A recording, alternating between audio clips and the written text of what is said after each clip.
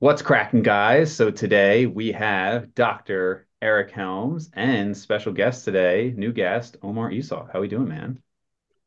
We're doing better now that we're here, man. All right. And you're totally fresh, right?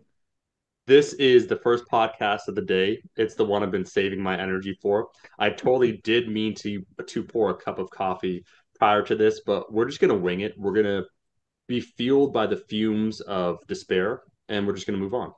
There we go. Since Omar is a new guest here, we are going to do a charity donation and we're going to do St. Jude's today.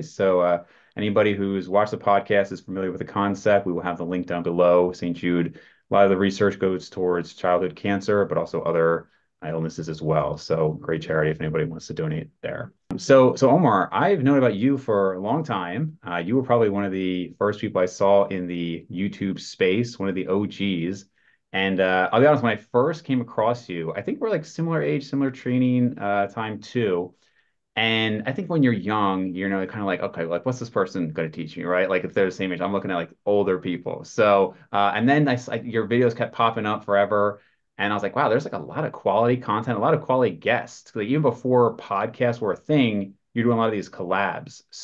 I think probably everybody listening is familiar with you, but can you just give like a little bit on when you got into it, like as like the OG YouTube scene? David, I want to talk some shit, but unfortunately, with you being generous with that donation, I now have nothing but respect for you. So I am forced to answer the question sincerely.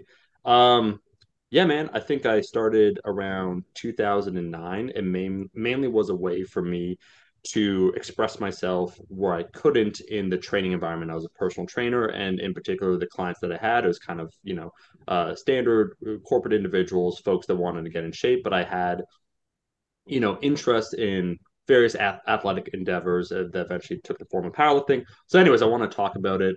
And it was a creative outlet for me. So, YouTube, and that was the place initially where you can upload content at the time now. At that time, I'd say in 2009, there are only a few platforms where you could upload videos and you had to make it public. So, YouTube was a place that you had to make it public. So, that's what I did. And then it got some views, and then I kind of just slowly from there applied more and more effort, found my own niche, found what was good at the time too, because I was working full time as a trainer. I didn't feel any pressure to either conform or make a certain type of content. It's just stuff that I enjoyed, and so it sort of snowballed. There's no, people start now like in 2024 was it. I'm gonna be an influencer. It's like there wasn't that word, and there also wasn't any money like in it. I would say money in the fitness space only really started entering about a decade ago. So there's Hmm. like the 3 to 4 years where you just basically make content because you enjoyed making content. Smarter folks then would have the funnel, right? So they do like coaching, they do this, they do that. But it's just very entertaining because you're connecting with like-minded individuals. In like 2010 or 2011, to talk about strength training, um, in your average commercial gym, there weren't a lot of people that would be doing that. So you'd find more common ground with strangers online. And you see these people Yeah. doing these lifts. It's motivating. Like, let's say you want to squat 315.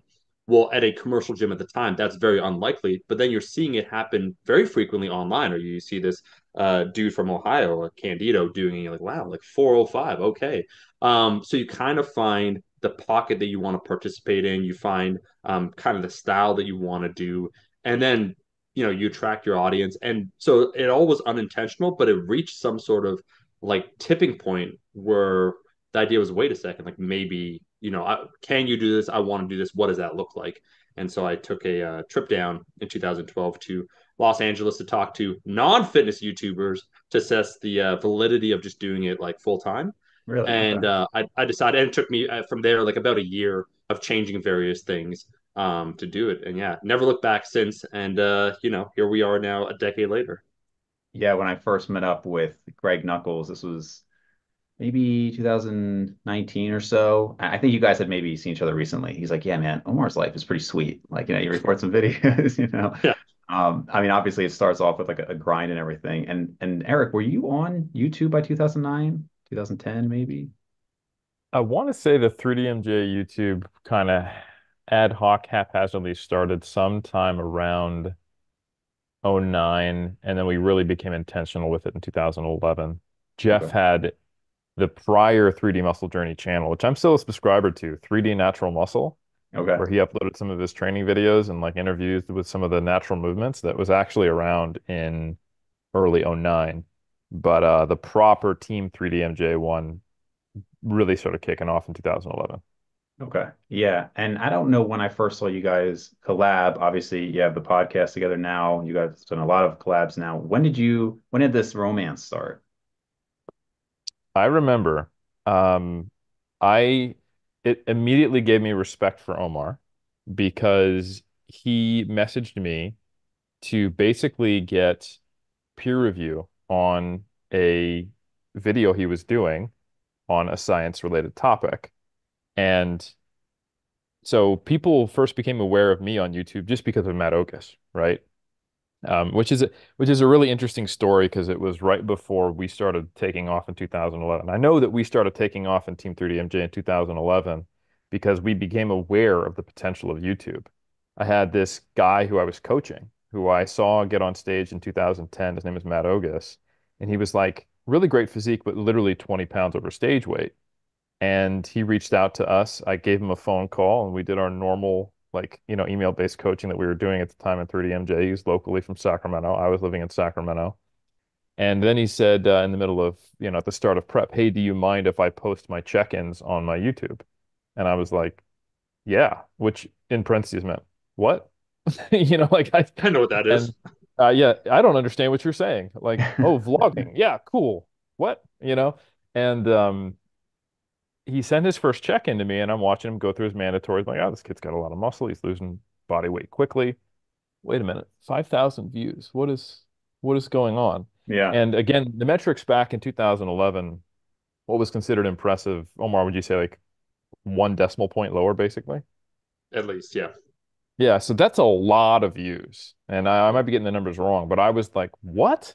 And then I started talking to Matt about it, and I saw what he was doing, and became aware. I started following him because I took him on before I realized like who he would be or who he was. Yeah. And then he'd start training with us. We go down to train with Jeff. He would do these video interviews, and he basically wanted to platform me because he was like, "Oh wow, this whole like evidence-based thing, and I have a program that has like progression 531." Remember, he was enamored with that. Like the ideas of just macros and 531 were revolutionary at this time, right? Yeah. Yeah. Progression overload and energy balance. Really, like this is where we were at.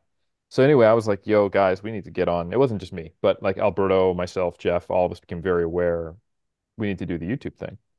And I want to say it was maybe 2 or 3 years later, I think it was 2013, I got a message from one Omar Isuf saying, hey, I'm doing a video on fat-free mass index. Could you Mhm. check this out? Do you think it's reasonable for me to say that this is probably that 25 is not an accurate limit? And even based upon the study where that came from, it's probably closer to like 27 or 28.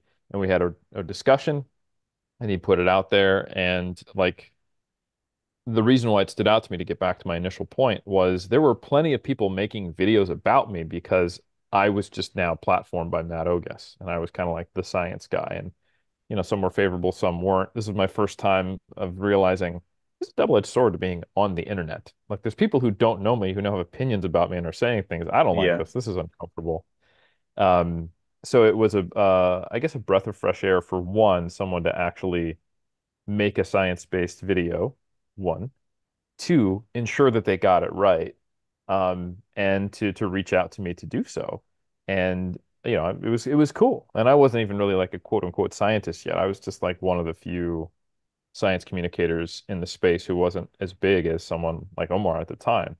And so that was really cool to see. And I think from that point on, I started following Omar, and I really just liked the cut of his jib, if you will. And I thought his subtle, positive, but also not taking yourself too serious, but also accurate influence on our space has been one of the most beneficial things that I've seen on YouTube. And it made me have a much more hopeful view of YouTube because YouTube Mhm. has at times been like 90% cesspool, you know? Um, and the other times that I had been featured, it was like, even when people said favorable things about me, most of them I didn't like it. I'm like, oh, great, Jason Blahut said something nice about me. Like, can you just not say anything about me, you know? So, Right. no, Right. it was cool. So ever since then, I've had a lot of respect for Omar, and it's been a privilege to get to collaborate with him more over the last decade. Yeah, I have a follow-up on that as well. But first, I just want to know when you met, did Eric try to claim to be a member of Team No Calves? And if so, were you personally offended by that? No, no. So this is going to be an awkward story, David, but we're going to get into it. I knew, so we first met in 2018. We did a collab for our training company, something called Kaizen. So we wanted, once again, always at the forefront, like you want to get things right. And the part that's crazy, like that's why I don't understand why a lot of people don't do their due diligence with folks like Eric. They're very willing to communicate with you. Like, so you brought up, or yeah, you brought up like Greg Knuckles. Like, I referenced a Greg Knuckles article in 2014 or 2013. I forget what year it was, 2013, 2014. And just like, it was like a reference for something on a video topic. And he immediately messaged me because he saw, like, oh, obviously, like the tracker on the website. And then from there, I struck up a conversation and he was very friendly. And what is kind of crazy to me is that you have a lot of the, I'd say, more visible science communicators are willing to take their time because they understand that it's important to communicate the right level of information to an audience that's susceptible to poor information. And so that's just like a weird, like I'd say it's not even in 2024. It's like if someone was to message Eric, if someone had like not many. It's like, hey, just wondering, I'm doing this. This is something I give like a 95 unless he's like traveling or something. Like he's going to respond to the person. So it's just wild that in a community in general, I'd say that it takes participants that care about the space to make the space. And so it really doesn't take much effort, right? Like you exchange a few words, it's like a couple minutes, whatever. So fast forward, then we had Kaizen. We want to do a nutrition program, want to do it right. Had been speaking to Eric for a while. So it's like, all right, 2018, come to Toronto, cool. And then so we hit it off. No team, no Cavs jokes, maybe a little bit of dancing, however. And then I knew I wanted to trap Eric for the rest of his life. And so the only way to do that is to put someone through an intensely traumatic experience. So knowing what I know about him, his psyche and whatnot, fortunately there was an Ari Aster film that came out at the time, his directorial debut called Hereditary. And just from the brief synopsis and the overall style, the slow burning psychological horror, we had joked before about a film like Event Horizon, just a few other things. We decided to watch this movie. We watched the movie. And then after we watched the movie, Eric couldn't stop talking about it with me. And then he went back to his Airbnb and then he called me at midnight to discuss like theories about the ending because it's a very intense ending. And then I knew I had him from the word jump. And so after that, it was just like, it was like harmonious. We're chilling. It's like our cultural touchstone that we could come back to in case anything happens. But from there, it was, I will say this, like on a professional level, what was really cool we met up. So yeah, like you get along as people. That's great. Um, but on a professional level, what was great about Eric and eventually led to the podcast idea was that when we were filming these takes for the nutrition course, and you have to explain various things, and macronutrients, it doesn't matter. Everyone, you gotta be comfortable in front of the camera, but also there is such a thing that if you haven't spoken to an audience before and you're trying to distill all this information that's relatively complex into an easy to understand format, while not flubbing it, taking see as many takes as you can. So it's like you have 8 hours in a day.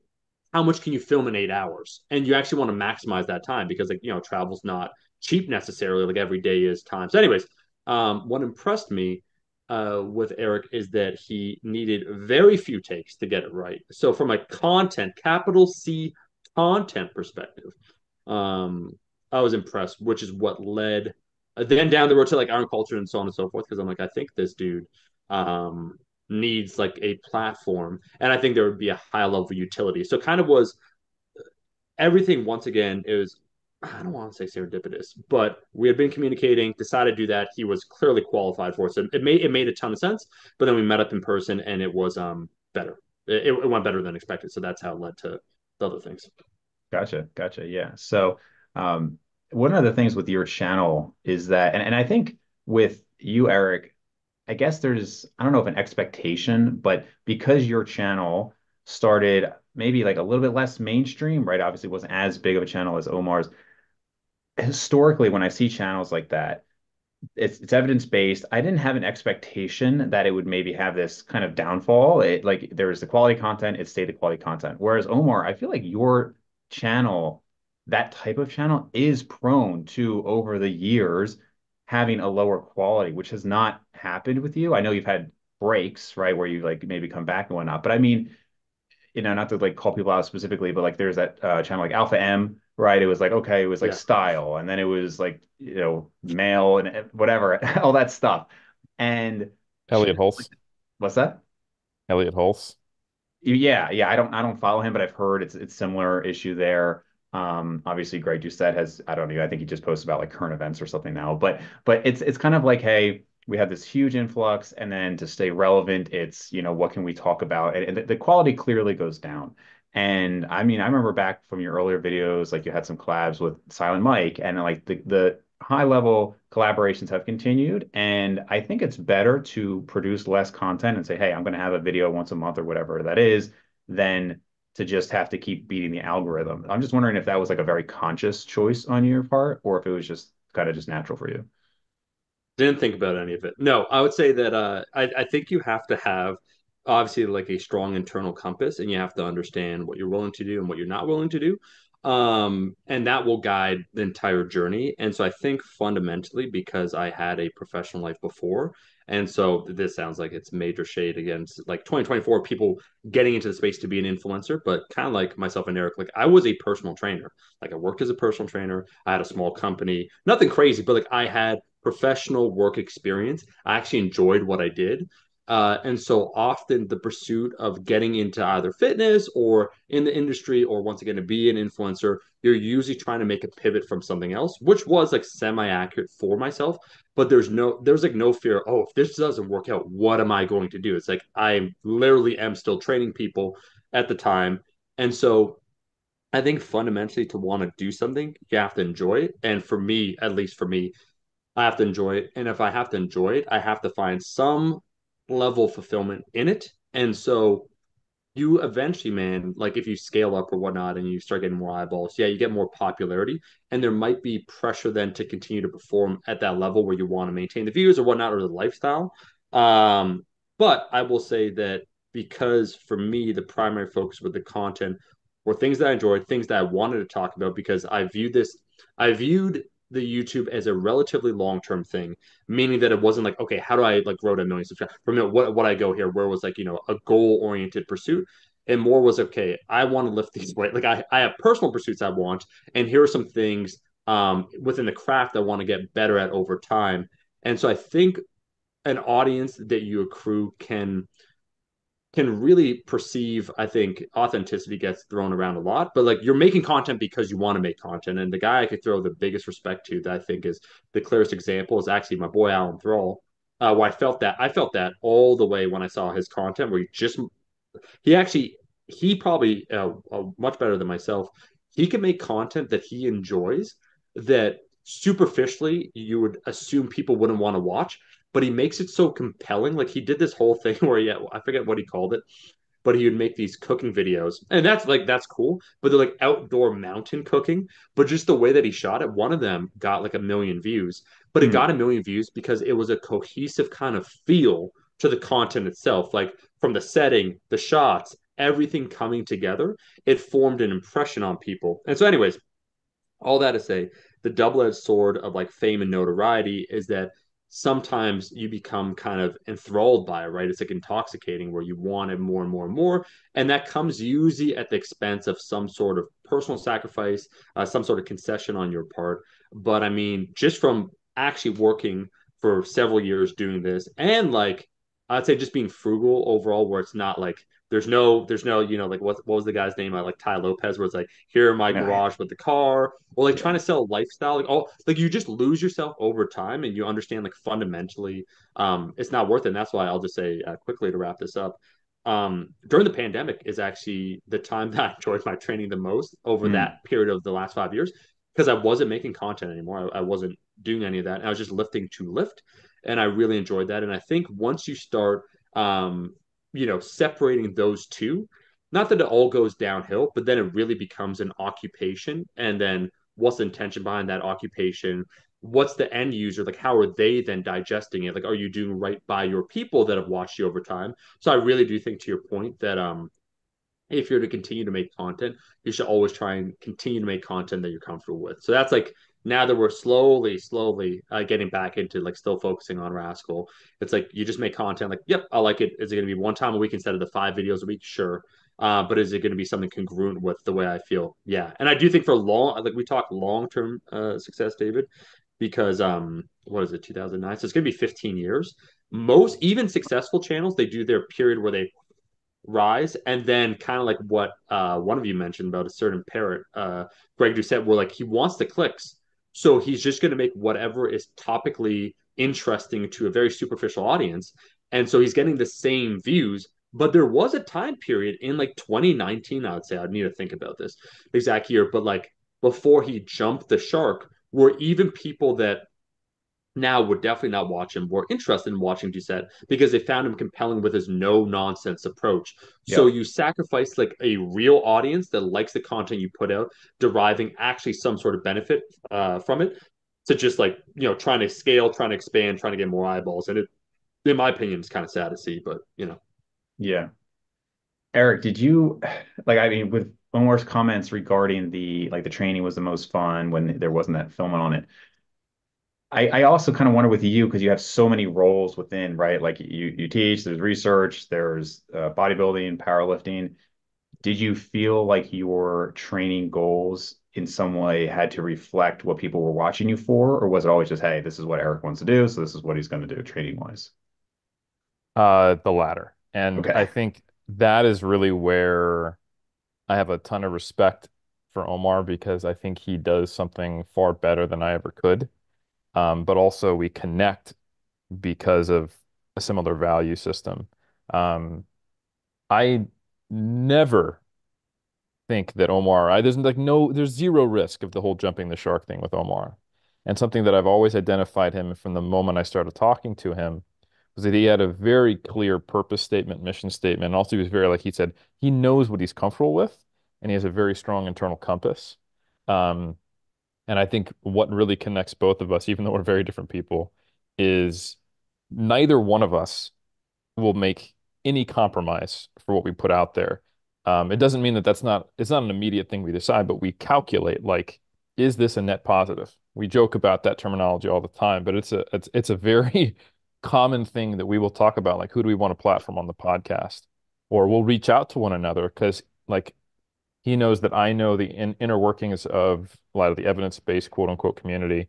And I know that he knows and is really tuned into the broader mainstream fitness space and the YouTube community, especially. So, like when a big YouTuber reaches out to me and I have a superficial view that, okay, this seems like it could be a useful collab for, helping my mission statement.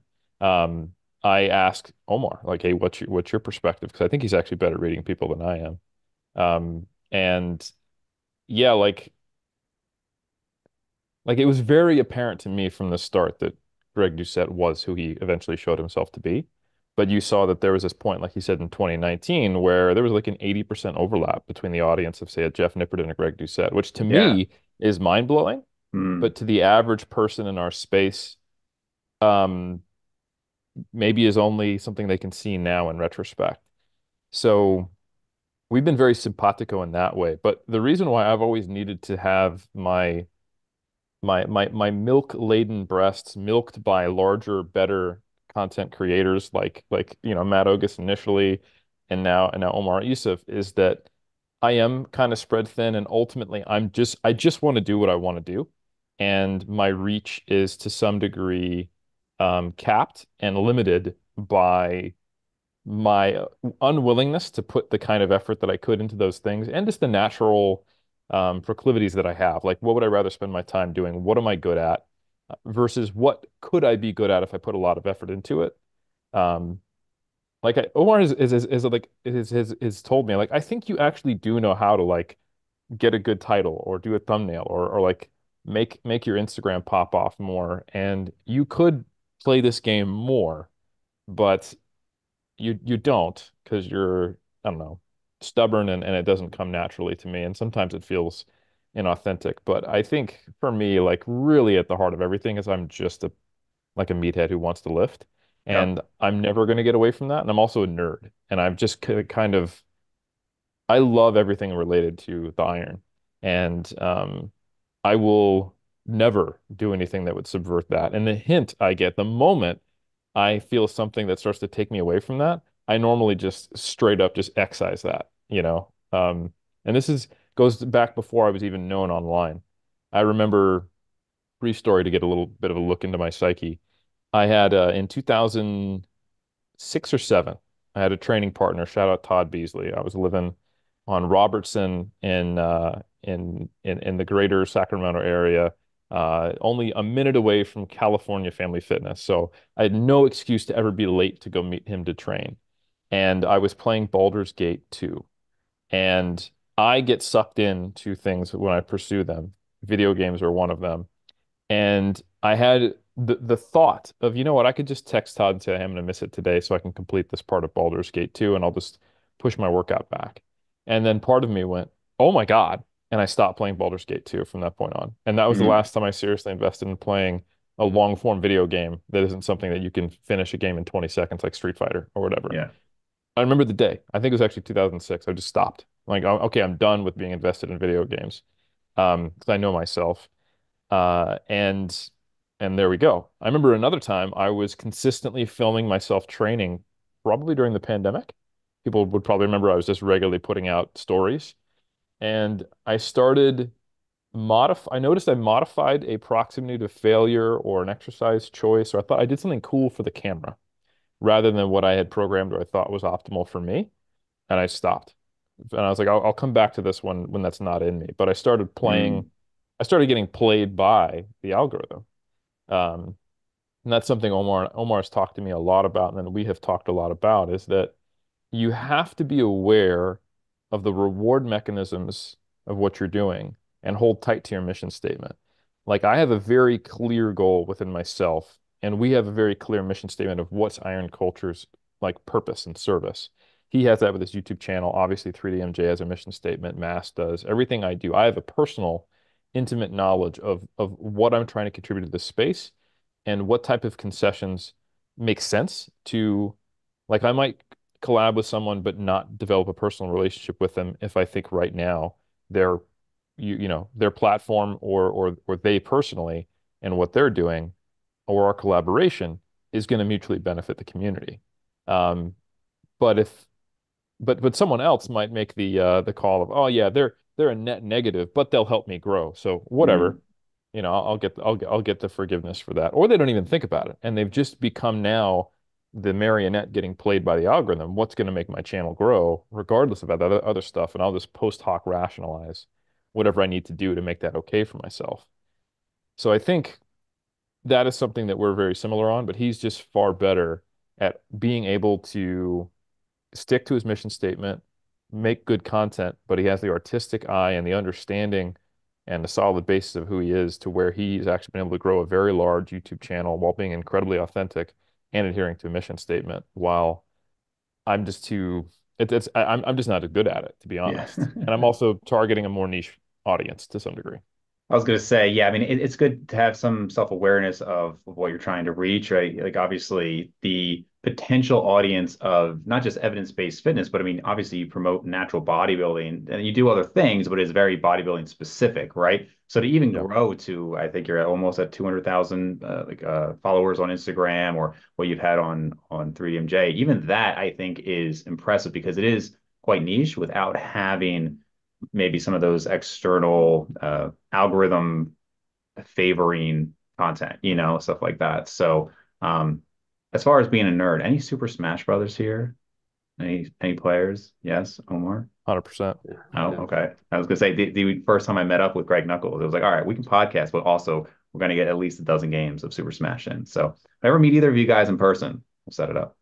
Donkey Kong, Um, Donkey Kong. hey, hey. DK. No, he's not a great character, but that's who I Are we play. talking N64 Melee for GameCube, or which one are we talking here? I mean, Melee I'm assuming is Melee. prime. Melee is Melee. prime. Melee's pretty Yeah. prime. Melee's I pretty will prime. say actually, so it's kind of like you're like the strongest guy in your gym, right? Until you go somewhere else. And I was the best Super Smash Bros. Player in my area. Went to college, met a guy who incredibly good. His brother was top 5 to 10 in the world. So if you guys have seen like those guys, how absurd it is. So that's when you see there's levels to this. So I'm good on my local level, and I'll say that. I wouldn't stake my rep on it. I think I'm fine in. Funny tangent that is related to this. I remember so unrelated to anything we said before, Kino Body, Greg O'Gallagher. I remember he had a Facebook statement that he made, like he had a post, and he said something years ago. He said, "Man, is it just me? Like I love whatever, it's like Smash Bros." He said, "But the problem is it's too easy. I just can't like no one can beat me." Right? It was like basically the summary of what he said. I said, and I just left the comment and I said, that's because your opponents are too easy. And he said something like, ha ha ha, are you real? Like, you think you could take me or whatnot? And I said something like, what's your main? Like, who's your main? And he revealed it. And I said, that was your first mistake. And then I didn't respond to anything after that. And then he DM'd me. He's like, wait, who do you play? And I just like, didn't respond, but he was like, he was ready. Because you take, some of these things are fun. They're good outlets. Do you know, actually, David, do you know Saul Orwell? Yeah, yeah, Examine.com. yes, yeah. I haven't talked to Yeah, him, but yeah. Ask him sometime. So he was all about Greg Knuckles was there. You should ask him. We played one time Mario Kart 8. He was all about that. And Mm. ask him what happened. I'll say we could share that off. But it's just fun, like because it's like, it's good, like competitive, but like in a yeah, very contained way. The stakes couldn't be any lower. It's a video game. yeah. Um, let's get after it. But yeah, I was gonna say that unrelated to everything else, also, David, I just want to mention for anyone that's listening, maybe one person in this chat, that Baldur's Gate 3 was actually released this past year, and it's apparently supposed to be stunning. Just throwing that out there. Don't want anyone to try and pick it up, reignite another passion, do multiple playthroughs, which apparently, Eric, most people that pick up Baldur's Gate 3, they do multiple playthroughs, but it's supposed to be like Well, now an what I incredibly do worth. to save myself, and this is the equivalent of like as like an ex-drug addict, like just going to hang out in an opium den and just watching people but not actually partaking, is I Long watch place? people play video I knew it. games I knew it. on YouTube I knew during it. my lunch breaks, and that is how I keep the animal inside just fed enough that he doesn't try to break out. So, I for listeners, I promise we'll get back to fitness, but I Go. do have one unrelated. I mean, it's kind of related, but not so much. Omar, did I hear you say you're a big MMA fan? Yeah, Okay, so you follow UFC pretty closely. 100%. Are you Eric or no? I don't think I could in the same conversation as Omar, I would never call myself an MMA fan because he is a super fan. Okay. I mean, I'm a pretty big fan. I don't know if you have any predictions for what's the main card of 300. My buddy and I Oh, there's so many good cards or so many good fights on 298 and 299. I feel like they yeah. used up everybody. Well, hold on. Alex Pereira, have they locked him down for someone? Because I thought he was supposed to fight Tom Aspinall, which would be insane. Like I don't know if that's the No. right move, but has he been? I know they're still shifting everyone, but has he been locked down? Because that's a big unknown. And I heard about Izzy. Like Izzy was my guy. Izzy's still my guy. At Yeah. Asanya, that they're trying to make something. Obviously, the Strickland Duplessis fight has to go down, but there's many unknowns, and then who cares about Connor? Honestly, Yeah, he's an idiot, but he it's sells. But they're trying to get him lined up. So who are the ones that are actually confirmed now? Confirmed, they're the big so matches. so Connor's going to be out until probably Yeah, June. yeah, So 298, Whitaker is fighting Costa unless Costa yeah. gets injured for the 20th time, right? It's Yeah. gonna happen. Yeah, Yeah, yeah. Volk is fighting Topuria. That's coming yep, up soon. Like you said, very Duplessis good. and Strickland. Yep. I'm rooting for Duplessis there. I'm trying to think. 298. I have to look back, but 298 is pretty stacked. You're right though. Alex is not tied up yet, I don't think. So that might be on 300. And then they put, man, there's a few ones. So I think did they announce, which is terrible, that Charles Oliveira is going to be facing Armand, which is so bad Yes. because they're both fantastic fighters, but Charles absolutely deserves a rematch with Islam. So I Yeah. wanted to see that one. And then yeah, there's a few where what do you call it? O'Malley is facing Cheeto, which is cool. Like Yes. I personally want to see O'Malley get wrecked because I thought Yan beat O'Malley. Like it just was. I'm like, how did this That happen? was yeah, yeah, or even like just well, I know we're losing people. I swear we'll get back to it, but with you think about Aljamain? how significant some of these things, like Aljamain getting the illegal knee, Yes. changed his life Yes. completely. What that Yes. trajectory led to is insane, and you got to think somebody like Lionheart, Alex or Smith, Anthony Smith. you got to Yes. wonder if he wishes he took that opportunity against Jones, right? Like, yeah, I don't know. No, it could absolutely change your entire trajectory. Talking about the heavyweights, and then this is the final one. But when Tom Aspinall, when they finally got that fight organized, okay, we need to interim like Stipe can't fight John Jones. John Jones tore like his pec, I think it was. And then that fight went down, and he became the champion. And now it changes, which is why I didn't like Volk stepping in on short notice. There's a few fights Yeah, I didn't like in the against last 6 months, Islam. man. Yeah, Usman against Chimaev. Usman's still a stud in my opinion. It was yeah, 10 days notice. He was winning in the third, like you watched the fight, obviously. The momentum was shifting towards yeah. him. So like that. Um Izzy beating Alex was phenomenal. And then he just like he fought too many times in such a short time period that facing then Strickland was very ill advised. Couldn't adapt to a guy that I still maintain that Strickland isn't this elusive like boxing style striker. He definitely could be beat. But yeah, it's still an exciting time, man, to watch a lot of these fights. And there's a lot of super fights, are very intriguing fights. My guy, David, and we'll wrap this up, is the 170 uncrowned champ Shavkat. He's my guy. Okay, all right. Yeah, I'm a well, Shavkat when guy. we're off air another time, I'd love to chat with you more Oh, about it. So, oh yeah. um, Yeah, big into it. Sorry, go ahead. yeah. So, okay. So I want to talk about pull-ups because Omar, I have seen many videos over the years from you of how to grow your back, how I'm growing my back, biggest back ever. So big pull-up fan. And I did your pull-up specialization program. I don't know how many there are, but this was 2018. And I'd have to go back and look through the log. But at the time, it was I'm guessing like 20 sets of pull-ups a week, Yeah. probably 30 plus sets of back per week. And it was, and this will tie into some volume stuff I want to talk about as well. But what was very interesting was I did it because I had kind of not really fully injured, but kind of tweaked my pec. And so I set to 2 sets per week of chest work during that time. And strength stayed exactly the same. And that was like when I was like, okay, like the maintenance volume for me at least is like so dramatically lower, which is again, we can talk about that. But I know you're a fan of pull-ups in general, at least for a long time you were. I would say that was a huge mainstay and actually one of the only things I still do, obviously over almost 20 years of training, that has changed. Like what I do, pull-ups, heavy pull-ups are one of the main things I do still that I could like look back and compare to early days. So was there always a love for pull-ups for you? Was it something that you feel was responsible for a lot of your back? And then obviously, Eric, I want to hear from you too. Yeah, I think obviously I think I have an overemphasis on pulse just because I enjoyed the movement, and that's usually what happens. Like I was having a great conversation when the whole Mike were telling me the video about the overhead press, and I was talking with like Milo Wolf about Yes. doing the overhead press. It's like okay, like we need to find like what's an optimal movement, what's not optimal movement. Well, what if you do a movement? What if you're able to apply more energy towards a movement that might not be as optimal as another movement? What would then be the end result? And so for myself, I really like doing pull-ups. It was just a fun. I mean, I got when I first started lifting, I was slightly influenced by body weight movements just because at home we do push ups, then you do the pull ups, and so on and so forth. And it felt like one of those movements that how do you phrase this? That some of them like if you're locked in and you're doing like a machine or so on and so forth, you really do feel like a bodybuilder. But there's a fluidity in the movement of performing a pull up or like either like weighted and just like the movement through space that just feels good. So my body responded to it. I enjoyed doing it. And then I noticed the only compliment I got from one Alberto Nunez, when I saw him in person, he looked fantastic, like just his physique and everything else. As we did like a bit like just with Eric, some posing and stuff. The thing he said, he's like, "You got a wide back." He's like, "You have a," and I was like, and I was like, I'm like, that's all I need to hear from Grace from Alberto himself. There you Check.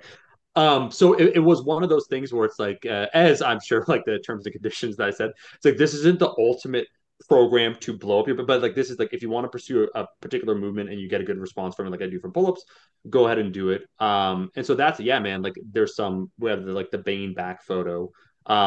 It's Yes, still yeah. like for years it comprised basically of like 70% vertical pulling volume, and I found like the body, like the lats just responded well. Sad story though that is related to our tangent. That's why everything's related. Is so during the pandemic, I picked back up. I did Muay Thai years and years ago, but there's no like gyms in Toronto that did Muay Thai, so did for a bit, then decided to do the whole lifting thing. Anyways, then during the pandemic, I knew someone that was like a Golden Gloves boxer. I'm like, hey, I want just on the side pursue it for fun, right? Like we're doing the lifting. Lifting's going very well. Anyways, that's not how I injured my elbow. That is what I threw like a jab and I thought I hyperextended it. Mm. Anyways, it eventually led to like the bone. That's not the thing that led to it, but it's the thing that notified me that something was going on with the elbow. And now, unfortunately, sad moment. I can actually say this during the podcast because like the video will eventually, like my video will be out. Is so I'm able now to do everything. I hit a 610 deadlift in December that like I'm post. So I hit a new all time PR. And Nice. honestly, like I feel good. Like we're in the mass phase towards like like 620 or whatever. So that's good. I could bench press now, so the elbow. But the one movement, Dave, the one movement Oh, that I can't do the volume I want, just to be safe yet. It's been a year and a half, and we're just introducing more volume, man. Pull-ups. oh I could man. do them, Sorry to but I hear that. can't do them. Yeah, I can't do them to the level I want, but I would be. Yeah. Can I ask, or wait, let Eric jump in here. What do Go. you have a like a rep PR for pull-ups and maybe like a weighted PR?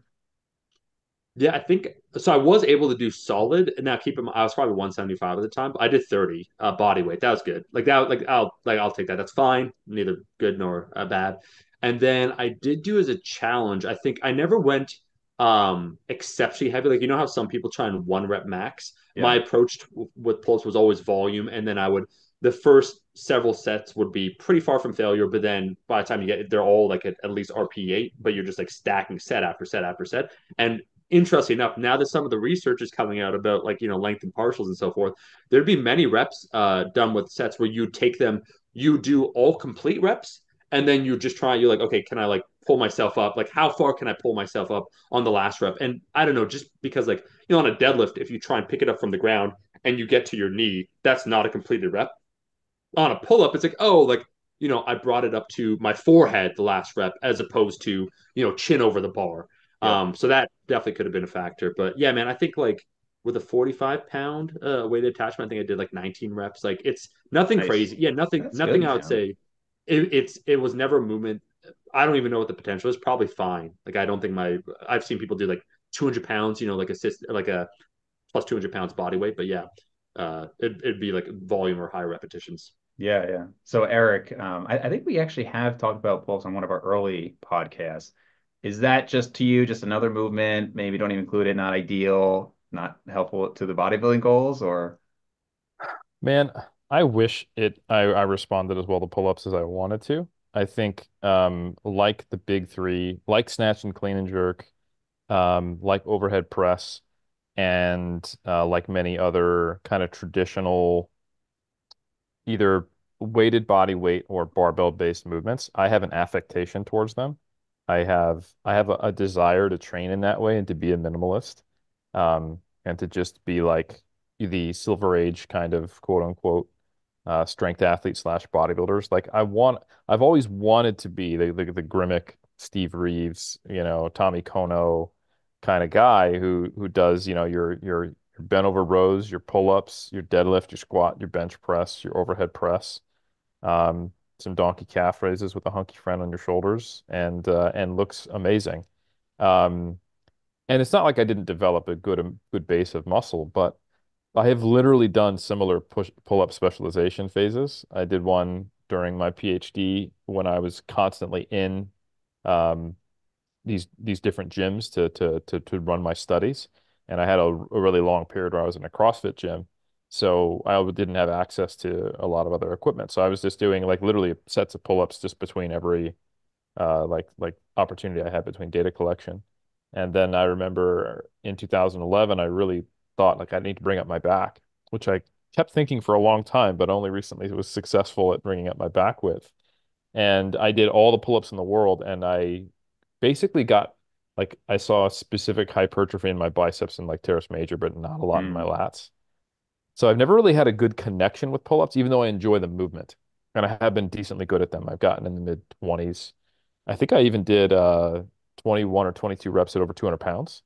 Um, so that's pretty good for my body weight. And I think I've done sets of five with like 70 pounds yeah, for training. I've never really pushed them as a strength movement that much. But they were a huge part of my back training because that's what all the magazines and all the historical documents and all the cool Silver Age like historical lifters did. But to be honest, where I think I've improved, I talked about this with Omar back in 2019, where I was able to really bring up my legs and where I was able to really bring up my back and make some notable improvements was when I started diversifying my portfolio a little bit more. And most recently with my back, it's come from doing a lot of more like nerdy stuff that's, that people would throw shade at casts for, Yeah, yeah, like single arm pull downs, cross body pulls, focusing on length and partials, and spending a lot of time in 2011 and 2012 just trying to get a really good mind muscle connection. I feel like honestly, the back is like the one region of the body where that is a thing and really does matter because you can yeah, complete the movements with various other muscle groups and various other muscle groups in the back being the weak link. That's when I started playing with pullovers and straight arm push downs. Um, I started playing with having a little more arc to my rowing. And yeah, it took me a while, but ultimately, I don't find for me pull-ups to be a very effective back exercise. yeah. But if you were to tell me, hey, you can only choose 6 exercises, I might choose pull-ups Okay. in one of those, situations that you never actually have. But yeah. Yeah, yeah. I always find it hard when somebody says, I mean, obviously you have some things that you just really connect with, but when somebody asks me like what was responsible for the growth of this, and it's just, man, I don't know. I've done so many different exercises over the years. It's very hard to say. I'm sure that over a decade of heavy deadlifting and almost 2 decades of pull-ups, like that's contributed. I would say I don't have like a great response to like bodybuilding in general, but my back is probably one of my better body parts. And I was doing pull-ups from I don't know, like middle school on, I would guess. But I do think back is the one area where I really see, like going to what you said about mind muscle connection. It's the area that I really see people who had a weak body part bring it up to maybe even like a strong body part potentially. Obviously, we've talked about calves quite a bit, Eric, and I've just never seen anybody take truly weak calves to truly strong calves. I've seen them improve, but And you like don't consider me as someone who has weak calves for the record, right? When I started, I didn't meet that threshold, right? I'd have to look at your early pictures, but do you think you had weak calves starting, like relative to everything else?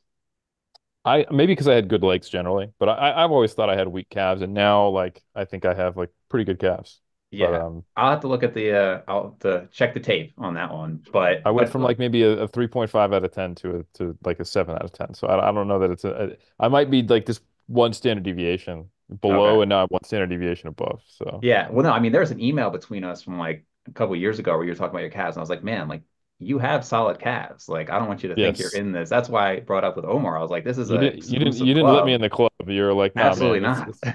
David's this the is bouncer. 1.5 out of 10 or lower. You don't get to be with us. I was like, all right. But with back, I truly have seen people take it from like a pretty mid back to like, oh wow, like you've really made some changes. And I think it does go to the fact that you have so many muscles that could kind of take over if you change your positioning a little bit. It's just, I mean, even if I look at my videos, my pull-ups, Omar, like you're being humble, but those are some pretty damn strong pull-ups.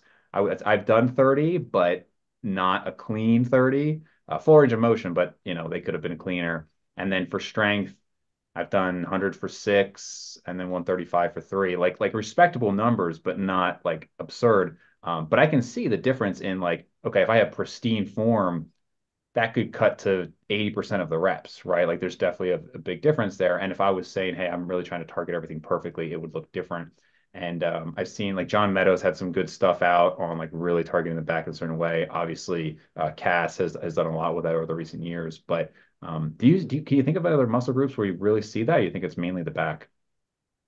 I think it is mainly the back, and I think there's a reason for that. There's just a lot of different muscle groups that are contributing to combined scapular retraction, shoulder extension, and elbow flexion all at the same time. And you can get there a lot of different ways. And then what is the limiting factor? And then also the biomechanics of most back movements are such that the hardest point is where it's the least stimulative. Um, so yeah, when I see someone who responds really well to doing a lot of pull-ups, my first thought is they're built well for pull-ups. They're kind of like a Tom Platz for squats type of deal.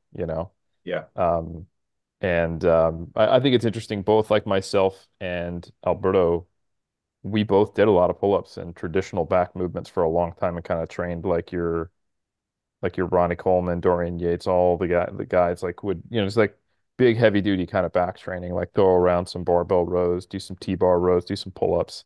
There's nothing wrong with any of the movements, but for us, when he really brought up his back and when I really brought up my back, it required a more nuanced approach, getting a mind muscle connection and then kind of coloring outside of the lines.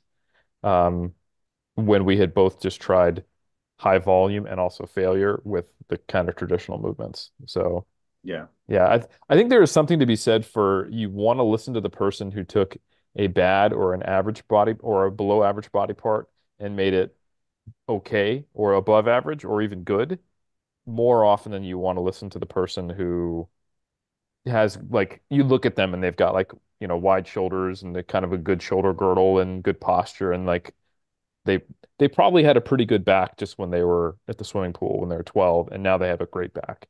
Yeah. Not that I'm throwing shade at either one of you guys, but I So think don't listen to you for leg training, is what you're saying. yeah, like honestly, for me, some people have asked me like, "Oh, Eric, what do you do for your hamstrings?" And I'm like, "I don't know. They didn't even shrink when I tore it, like or what do you do for your abs?" And I'm like, "Have a four pack all the time. Never do anything ever for them ever, or they'll get too big, and then Yeah. you'll be good." So Yeah, no, I feel the same with ab training. I've always kind of had blockier abs, and when I get to even like 12%, they start to look pretty good, and I just don't really do anything for them. So, my abs have messed me up. Like that's the reason why I got over 100 kilos in my first like few years of training when I had no business being over 200 pounds. oh, like you thought you were Um, leaner than you were, maybe. Yeah, because you read the magazine, it goes, as long as you can still see your top four. And I Yeah. honestly think I would have type 2 diabetes with a top four. Like it doesn't, I just don't store a lot of fat at the top and they're big. So Yeah.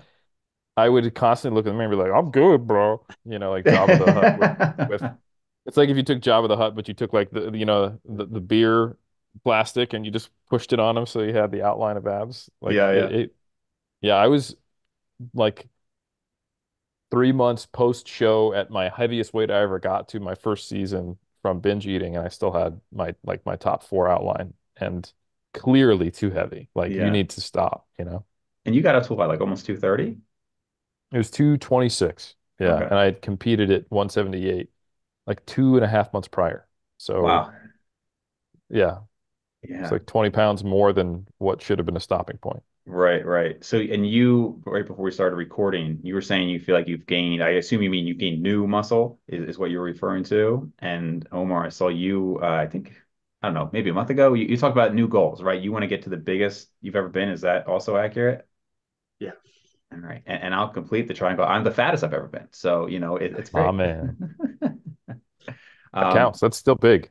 Yeah, well, I will say I'm not actually the fattest. I am 6 pounds lighter than I was at my biggest, and my arms are the same size. So I'm going to take that as a win. That took me it's like 6 years ago, but I would assume if I gain another 6 pounds to match that weight, maybe a quarter inch on the arms compared to then. So we'll take it. Take it. Let's go. Look, we're all bulking here. Bulking is the way. Bulking is life. Um, yeah, it's the first time I've done a true bulk. I would have to check the notes and in terms of the length and duration I'm willing to do it in quite some time. And I'm already being reminded not why I don't like it. Like a lot of people are like, oh, you get like you eat more food. I'm like, there's a lot that goes with it, that I think a lot of people don't realize. Such as, So first, I do have a very sensitive stomach, actually. Like I'm not mm, gonna TMI, but like Eric knows a bit about that. But I went and saw Mike Israetel recently. We filmed some content, but just the travel can really mess me up. But just in general, I should have known that. Where I now know the calories, people will probably be shocked at this. But when I first started lifting, I was like 145 pounds. And so, calculated the numbers. It's like, all right, eat like 2,200 just to get the party started. It's like, okay, 2,200 and 2,200 calories of not like, they were clean foods like oatmeal, like chicken breasts or thighs and like some rice. So like clean, but not like absurdly clean where let's say there's, 8 servings of vegetables. So there's going to be a lot of volume. So I'd say a good total volume, nothing that I think anyone would blink at. And I remember I would in the morning, like I'd feel like throwing up, or I'd like skip, like I couldn't complete it, this and that. So anyways, eating now the amount of food necessary is just something that I have to be focused on every single day because my default actually after one of our recent trips, like the Iron Culture trip, where I'm like, yeah, like I what I want to do with my lifting. And I was getting beat up, like my body was getting beat up because I wasn't sleeping well, like all those sorts of things. I'm like, no, I was like 100 when we did the DEXA. Like I followed Eric's like thing. He was dieting for like a week, Mm. but like I started like 182.8 and then I ended up like, 181 or whatever the DEX, like it doesn't matter. But like I was lighter than I'd been in a while, but the composition just did not look good because I wasn't doing all the things that are necessary. So, anyways, when I made the point to do it again this year, and I did take a look where I think the last time I did like a real bulk, and guess what? It was correlated some very nice strength gains. Truly, over a period of a year was like 2014 to 2015 when I was like as a PR season. But I did do one in 2018 into 2019, where I hit some PRs, but then I rushed it, and that's where I have the photos with Eric where I hit 365, 370, 375 on the bench press in the span of like 6, 7 months. Like it was going well, and I Yeah. was about like 189, 190 pounds. I'd say like good. And then I was like, I want to bench 4 or 5. Like I'm tired of this like little shit of just adding some weight. I did that, but then I was also squatting a lot. Had a little bit of a knee injury, started bothering me, and so I don't like how I feel, even if I do it right. So right now I have an elliptical. I take 6 to 8 thousand steps a day. No foods. Like I'm eating. My average monthly weight gain is a pound to a pound and a half. So it's like it's nothing absurd, but I just don't like the feeling. Like I don't Mm. like the feeling of my stomach being constantly full. I rather train like on an empty stomach. So it's just very superficial, and that's why I was talking to Eric. It was way before, but when I did the 2019 cut, when I got at my leanest, David, I felt personally the best. Just the whole like almost once again quasi. We spoken about this before, like spiritual pursuit, like the asceticism, where it's like you're just removing some things, you're focusing on the like raw constituent parts that are important. That feels like a journey. This feels like a gluttonous, selfish pursuit that I'm like rationalizing to myself. It's like it's for the best. So I'm having a lot of fun, and the PRs like that's the deadlift happen. I feel like another deadlift will happen in the future, deadlift PR. But some people really like to bulk. Like my buddy Lee, who's ginormous. He's like, I just can't stop eating, but he looks Right. very good. Like he's if he's bulking, he's excited. If he has Mm. to like lose weight, he's a sad boy. So Yeah, people it's, are it's unique. it's funny how that can change too, at least for me. Like when I grew up a fat kid, then I got Yep. really skinny. So went from fat to by the time I was a freshman in high school, I was 5'11", 130 pounds, like borderline anorexic basically, and then bulked from there. But at the time, I mean, I would hear people who were too full, and I was like, how? How are you too full? I could just always eat more. But as my body weight has gone up and obviously increased muscle mass, and I think just a decreased appetite with age, perhaps, it's just different. I just don't have that same desire. And now being 210 or so, I'm just like, I know I could lose 5 pounds in a week easily, like very easily if I just ate by like my natural hunger. I will also say that it's kind of funny because when I was young, if I were to eat a lot or eat, I never really like cheated unless it was planned, but the guilt would come from potential fat gain, where I'd think, oh man, if I'm going to eat this, I'm going to gain a lot of fat, I'm going to have to diet. Now, I just have zero guilt about anything like that. It's actually more of like a health thing. So from a health standpoint, I'm like, man, I don't think I should go to 220. I don't think I should eat the food I would need to eat to get there. And it's just the concern of a fat gain. I think once you've been doing this for so long, you know how easy it is to lose it, right? I mean, somebody could just give me 10 pounds of fat. And I'd be like, well, that's kind of annoying, but it's just not that complicated, right? So it's a very different experience in your 30s, I think, than when you're just getting started. 100%, Yeah. 100%. Um, Eric, I want to talk about your new gains here, and I'm gonna throw equal shade to Abel here. So Do it. Abel would ask, like, how are you measuring this new muscle, Eric? No, he didn't ask that. He said, "Well, you know what Dave would ask." Right. I'm saying, Yeah. you know what Abel would ask. Abel would ask, how have you measured this new gains? Can you quantify Yeah, I measure it by just fucking flexing in the mirror, it? brah. That's all I know. I need. I got the The laser photos are eyes. the truth, bro. Like we saw the Yeah. the stage photos from the back shot. Like I was serious when I said that, Eric. Where I saw like I would not like if you for whatever reason, I'm talking like just showed up and like you did not look better, but you're just saying it. Like when you just be boosting yourself, I'd be like, man, real proud of you. Like whatever. But This one is like there was, yeah, it's undeniable. I have too many people who are honest with me who would have Yeah. told me. Like Berto Well, wouldn't have wouldn't have like he might have during prep boosted me up, but then afterwards he was like, so yeah, you didn't make any gains. You know, like so you look the same and yeah. Well, it's um interesting, Eric, because I yeah. I think Omar, I think you and I are both fans of bulking up to heavier weights if you're trying to make net progress. I know that is something that I've always believed is the best progress has come when I've actively gotten heavier. Not saying like 25% body fat, but the dedicated bulks have been where I've made the progress. And Eric, obviously this is going to be very different for you because I think you said you don't even plan to go over 190. This is another one of those things where I have an affectation for it. Because I mean, if you read anything in the bodybuilding community and what I was told when I was coming up, it's like eat big to get big. You know, like, all right, what was your stage weight this time? 180. All right, what was your peak off-season weight? 200. Okay, we want to compete at 190, so we're going to get to 210. It's like, oh, that makes sense. The Yeah. math, right? And I went to the well so many times and came back, and I'm like, I've definitely got water in this bucket. And I look at it, I'm like, there's nothing in this bucket, you know? Um, and ironically, my except for this last season, but I think it really just had to do with the fact that there was COVID and I didn't have any immediate goals for competing for a while. But if you look at besides my starting weight for the 2023 season, my starting weight for every season has gone down by like 5 pounds. And I started 2019 at just under 200 pounds for my stage weight. I mean, to get to sometime typically a heavier stage weight. And this time I started at 96 kilos versus 90, so 13 pounds heavier, but I got to the same stage weight and looked better. Um, and I've just come to realize, like, yes, I am 6 foot. Like, yes, I have some potential to put on muscle. Like, yes, I have decently good genetics, but I just don't respond in some of those traditional mesomorphic ways to things. I don't have a massive uptake in like strength when I get past a certain body weight. Um, my bone structure is a little smaller. Like I've tried to like if like when I coach powerlifters, I tell them, hey, the way you tell if the bulk is effective is if you're like ideally, if you're going to gain a bunch of weight, you want to wait for your coefficient should be going up to some degree, right? That's a way you can tell, or at least maintaining the same. And when you're cutting, if you want to see if that's effective, your coefficient should be going up as you're losing weight. Um, and my coefficient, like my strength gains are very similar when I'm pushing weight up to when I'm not.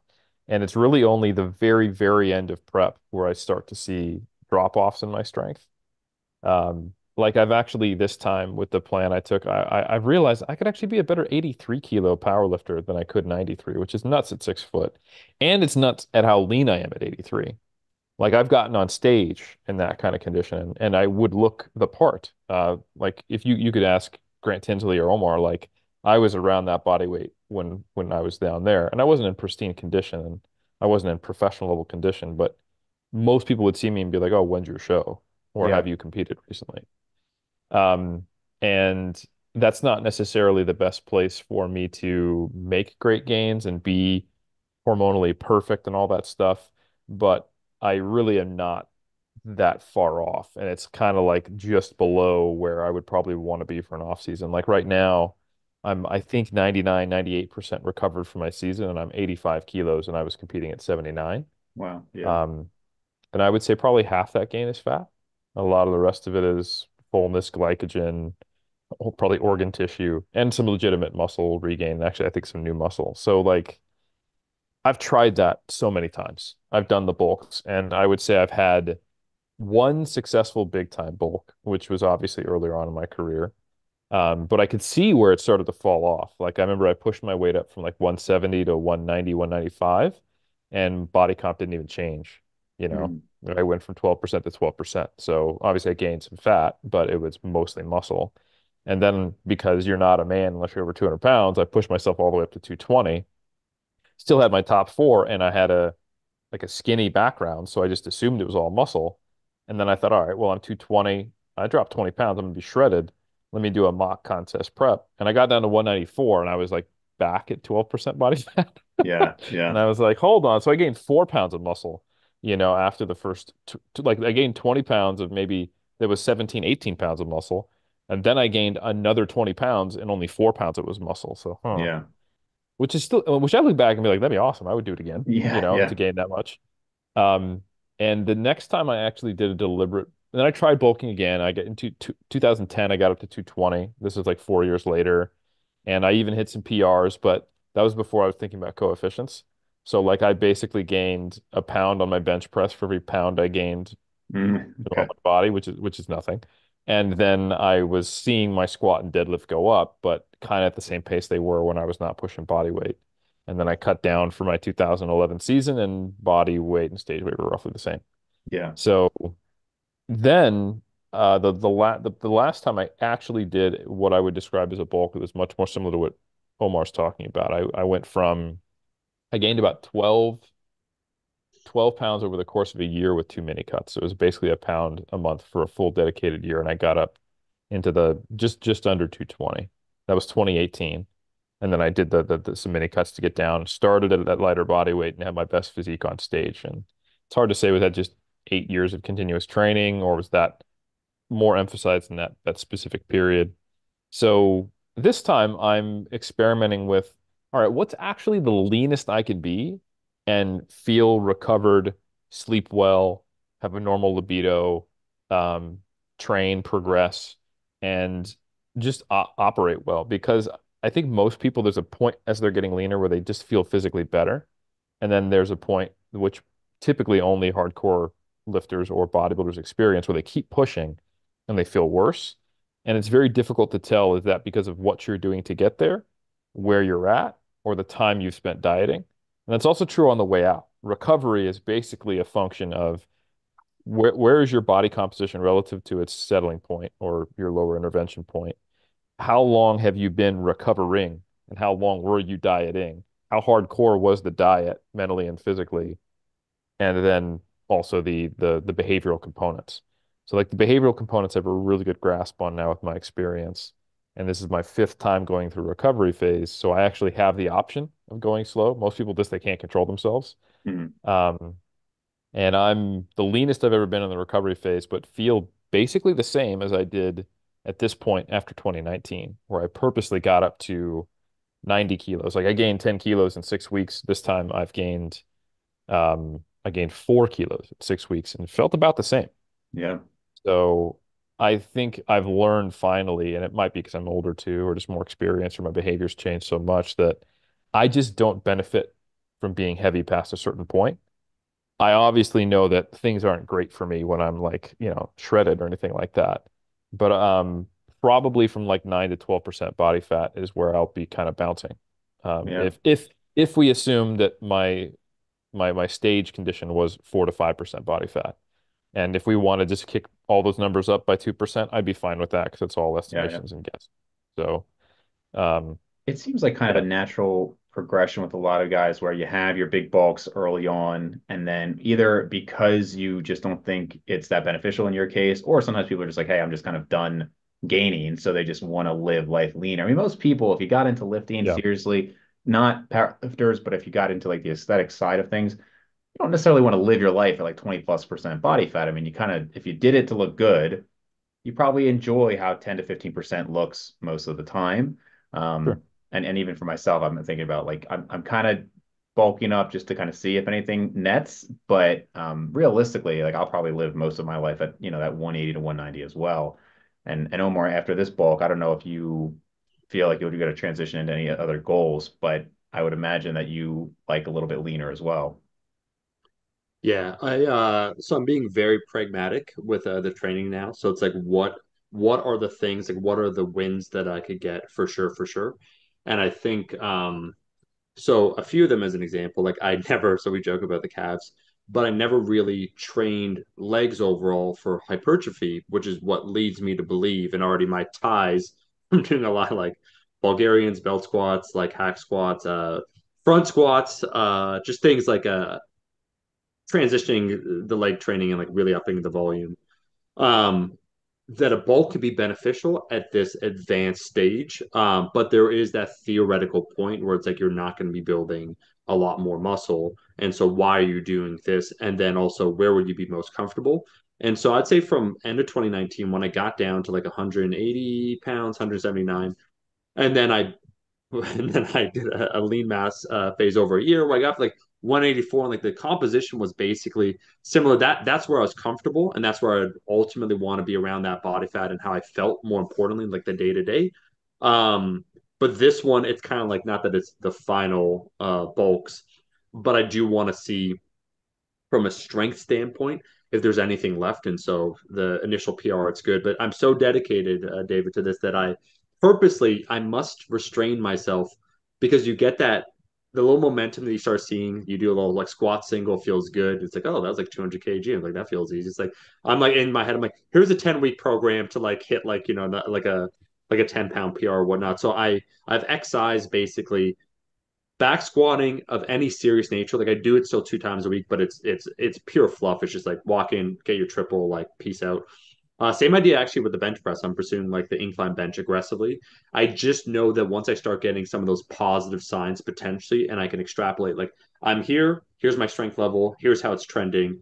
Here would be some theoretical final destination. So we're really, David, investing in the bulk, and I might even one of the things I guess I'd eventually talk about on the channel. I'm thinking about extending it only because I'm gaining the weight a little slower, which is fine. There's not like we Yeah. had the holidays. I actually lost like didn't lose, but like I was under eating because I was Mm. just chilling. But I will do this as long as it seems beneficial. It is not one of those things like people talk about bear mode or like this and that or whatnot. I am definitely most comfortable, I'd say, below 15 to 16% body fat. And Okay. long term, once it's done, I think that's what I want to be, man. Yeah. So this is your goals are both to be the strongest and biggest, because and obviously as we get more advanced, sometimes you really have to focus on one. Even within that, I think for a lot of people that's like, isn't that the same thing? If you're going to get bigger, you're going to get stronger. But obviously we know that's not necessarily the same thing at an advanced stage. So do you want to hit both? Yeah, like I'm taking them normally for a wide variety of reasons because I do think life in general could be pretty volatile. Like you don't know what's going to happen. Like not in your like lifting is very predictable, and that's something that's very nice. Like if you do this, like this is probably going to be the outcome. But just like with business and everything else, like we all like we're all busy individuals. That to try and forecast that far into the future, it's like oh, like you kind of have to shut certain things down in terms of you want to be able to be there and achieve the goal. And I'd say for strength for myself, at least at this point, I need to be able to consistently, if I'm trying to really peak in terms of my strength, be consistent for X amount of weeks. And that's like at least 10 to 12. And that's a long time to kind of lock everything else down. And so right now, that's why I'm kind of breaking up David into phases.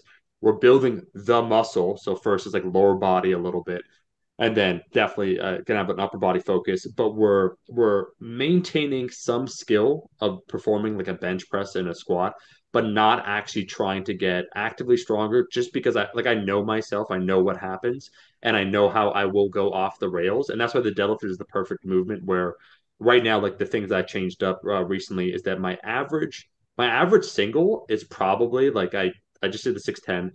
I am reload. I think I probably won't try the 620 soon, but like it's going very well, like the singles. But anyways, they're low percentages, man. Like I respond well in the deadlifts, but like let's say the weekly average single would work out to be around like 85%. My triples are in the 70 some percent range, and then I'll just like build up for 4 to 5 weeks, build back down, pretty large jumps, and so I have one single every single 4 to 5 weeks that's like 90% and above, if that, and then the rest are just like low.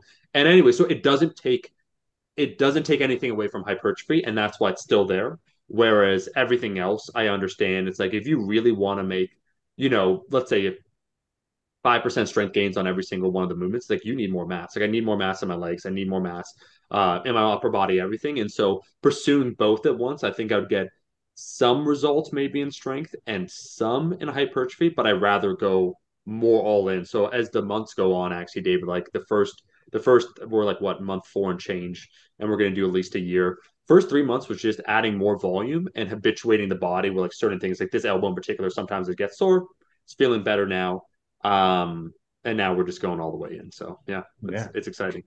Nice, man. It seems like you're pretty, I mean, I know obviously everything gets skewed with social media and like some of the true freaks out there, but it seems like you have good size, but your strength is more impressive than your size? Like relative to, like, do people tell you that you're strong even for your size? Because I know that was something that, I only hang out with exceptionally strong people, so it's terrible. Because okay. my buddy You should Walter, ask who's me about that, not Omar. yeah, yeah, yeah. Because I'll just say quick, and then I'll give it over to Eric. So Walter's my boy, Walter Carriazo. So he's won nationals 3 times. I call him Omar. We call ourselves like the tropical twins. He's +1 standard deviation above me, I'd say, in terms of his potential. Where like he competed at 93, now he's competing at 105. He deadlifted recently on a stiff bar in comp, 800 pounds. Like he's exceptionally strong. But anyways, he went to nationals 3 times. He went to worlds in 2018. He placed fourth. Now in his 30s, we're the same age. He's actually peaking once again in the 105s, and everything's going great. I think he will win nationals for Canada, and with the total he's posting, which I believe, knock on wood, everything goes well, it'd be around 900 kgs of 105. He It's has elite. room also to spare. Yeah. So anyway, he's really good. Or even like the dude that does our social media for Rascal, David, Luke. He's an 83 kg lifter, and he missed 300 kgs. He hit 295, I think, is his best.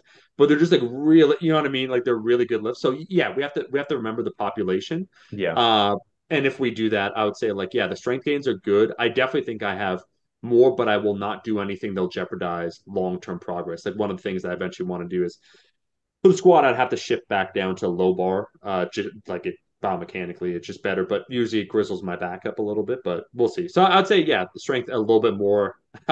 With the people that you train with, you often do definitely don't think about that because you're just training with you're privileged to be training with people at such a high level. Yeah, I remember a video with you and Silent Mike many years ago, and I don't remember the specific numbers, but you had said something like you thought his strength potential was like 98th percentile, and yours was Yeah, maybe 90th or 95th. But yeah, before getting into the YouTube scene, I certainly was relatively like one of the stronger people among my friend group and whatnot. I mean, in college, especially even back then, I mean, I went to like a maybe 6,000 people in the college, like not like a huge college, and I was doing about a triple bodyweight deadlift, so 170, around 500, and that just wasn't that common. And now it's just like, oh, like 500, Mhm. you started lifting, that's nice. It's just such a different world. And Eric, you had comments on it too? Yeah, I mean, I've been acutely aware of because I had a very young age in my training career. I got the privilege of working with some very high potential strength athletes. I coached Bryce Lewis literally through his whole training career from his first meet till his last meet. And Bryce is an example of someone who's in the 0.01% percentile of power lifters, right? And because of the timing of when I started working with him, seeing him deadlift, 680 pounds at like 181, and then in that meet, that was when I really realized like there was two guys attempting, uh, 700 pounds and they were super heavies, and then Bryce won best lifter. And that was Bryce at like intermediate status, as we know, he went on to deadlift over 800, squat over 700 and bench, 500. So like when you see that, um, and you get to see the field of powerlifting explode, it gives you a different perspective than even hanging out in the bodybuilding world. I remember there was an interview I did with Alan Aragon in 2011 or something like that, and he was talking about my bodybuilding career, and he was like, "Well, you may not be the biggest, but you got to be one of the strongest bodybuilders." And I was like, "No, I mean, like, like it's." I get it. I can deadlift 500 pounds, and that is a thing on the internet right now. But it's just at the tippity top, man. It's pretty wild. And I would say like I am a standard deviation below Omar. Having hung out with Omar, I think just from a sheer like muscularity standpoint, like if you were to do a DEXA scan on him and how much lean body mass he's carrying, bones. yeah, I lean saw body what mass. was that It about? Didn't you have counts. like a four standard Yeah. deviations? I just saw a comment somewhere about that. Yeah, so Sorry, go. Omar's built like a strength athlete. Like he has robust joints, even though he's got injuries and he's a little like injury prone. I think that's probably one aspect that kind of holds him back a little bit. But yeah, like Omar could probably be competitive at the national level in the right weight class. If he did everything right, he could probably go to worlds. I don't think he would, and probably place like if Omar had a dedicated my whole life, I'm going to be a power lifter, and I was able to avoid injuries, I think he could probably be um at Worlds competing in the 83s and place and at the lowest like the level. in the no in the middle. Like I think you'd be all right. Like ninth, 10th, 11th, somewhere in there. And I actually think he's probably because he's reasonably athletic too. I think he would do better as like a under 90 kilo strongman competitor. He would Mm. probably be even better at that. Um, but there's a difference between bodybuilding and being big, and like training for strength has to include training for size, but training for bodybuilding is slightly different. Um, so like I think like if you look at Omar's leg structure, some of the attachments aren't favorable, or if you look at some of his relative limb lengths to one another, they're not ideal, you know, and like there's a lot to be said for just the aesthetics of a way someone's put together in their bone structure. Um, like if that's why I always kind of make fun of like or why like you know you and Abel like, they got shade thrown at you because my stats would indicate Omar would just be a better strength athlete and bodybuilder than me. But um, I think I have more talent for bodybuilding than Omar. Like just from the way I'm put together, and like that's not something. Maybe you could quantify it if you measured like every single point and had an AI algorithm. You're The like, oh, it's ratios and actually whatnot. because of the you know the tendon locations or I don't know.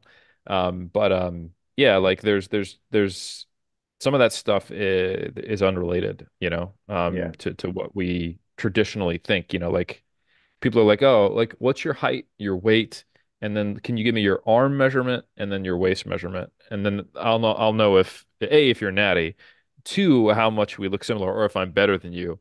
You know, like sometimes you get the really quantitative keyboard warriors and you're like, Yeah. this is not the way this works at all, you know. But anyway, Yeah. Well, yeah. it is obviously, as you know, I am very interested in the measurements and whatnot, but I do think it's not that I think, oh, I mean, something I talk about is how dramatically different it can be. I mean, if you look at some pictures Mm, of like Abel, his arms are barely 16 inches, and yet they look great. they look great. And we have, I don't know if you've heard us talk about this. So we're the same height, so like just over 6 foot, 6'1", and I have a 6'4" arm span, and my arms could be an inch bigger than his and look significantly less impressive. My just from the hips down to our feet, even at the same height, I have about 3 or 4 inches longer legs than him. And when you look at him, it's like, oh wow, he's got these great legs. He has like 22-inch thighs and 15-inch calves, but those short limb lengths, it's really amazing. So it's not that like I try not to get like hung up on it. It's more just fascinating to me. It's fascinating that people could Yeah. have similar quote unquote size and just look so different from a bodybuilding perspective. You know, if all three of us even were walking down the street in hoodies, we might be considered similar size, but you know, we would look dramatically different on stage and you know, different leanness and all that Yep. stuff. So it's very interesting. No, 100%. There's definitely something to be said for taking your own measurements and comparing them over time in similar conditions. Like, I do that sometimes, you know, and by I do that, I mean I have like an ISAC anthropometrist, one of my PhD students do it for me. But like there's definitely value in that. I think it's just I often give a little pushback because people will favor one versus the other and forget how much of the subjective look is actually what matters and what people go for. Like if a body fat percentage spit out something that you thought was your goal, you wouldn't stop dieting until you looked the way you wanted to, right? Or Right. you know, if and you know, we all see the delusional guys who are like, yeah, I've got 20-inch arms. And it's like, you have diabetes is what you Yeah. have. And you know, like and if you dieted, like you would lose equal inches off your arms and waist Right. because it's got it everywhere, you know. So I think some people get hung up on it. I actually don't think you're one of them as much as I give you shit. But and I think there is value in being objective, but I think you also have to know how much measurement error there is in the things that you put reliance into. And that's a big consistent issue that we have in the fitness industry. Sure. And having an understanding over what time frame something changes and what is a proxy for it or what's the actual thing you're measuring.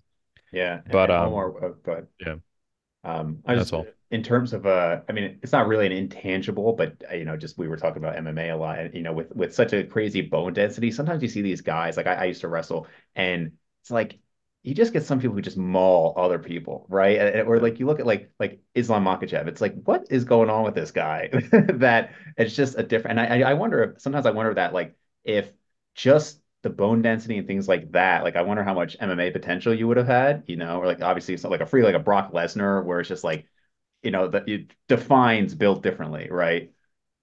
So a few things I want Eric's opinion on this because Eric would know more than me. Um, a few things, yeah. I picture myself more. I'm going to give you a funny reference, David. I picture myself more like a Chris Lieben. Like what are the skills? But he has a chin. Like, is he going to go down?